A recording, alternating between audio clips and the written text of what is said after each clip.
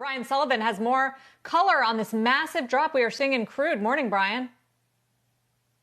Hey, good morning. Well, it's rolled over a bit. I mean, you got to remember this May contract, and I don't want to get all wonky in this contract weeds, but the May contract is flipping over. In fact, on my screens, I'm already seeing $23. So there's the current month contract, but again, it expires tomorrow. It's at 1090, down 40%. There's some funky stuff, guys, going on with that as far as a lot of heavy shorts. That's the May delivery. Really look at June, which is Michael Jordan, not number 10. It's a 23. You got 28 for July as well. I'm not saying it's good. Nobody is. But I will say this. If you put up the XOP or any of the big cap oil stocks, they're down a couple percent, but they're not collapsing, guys. So as I just tweeted out, the action in oil stocks is not entirely horrible.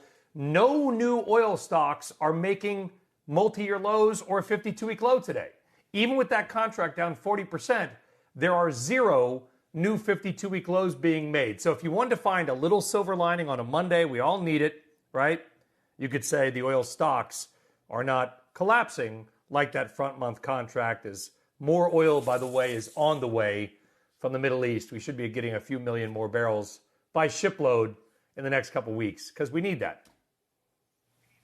Yeah, right. I mean, there is a lot of talk, Brian, about surging inventories and just running out of room to store all of this crude. What have you heard on that? You got a closet or a bathtub or something, Sarah? I mean, because an oil producer might ask to put a barrel in there if you do. And I'm only being partially facetious.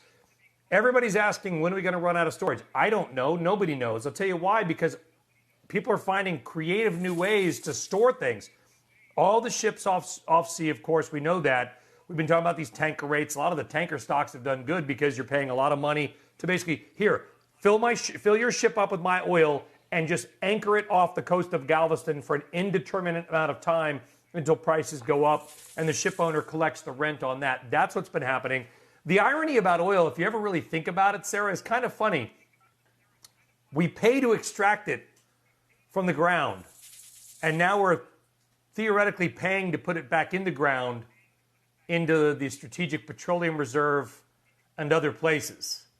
I think the best case might be to leave it in the ground, but that's not what's happening.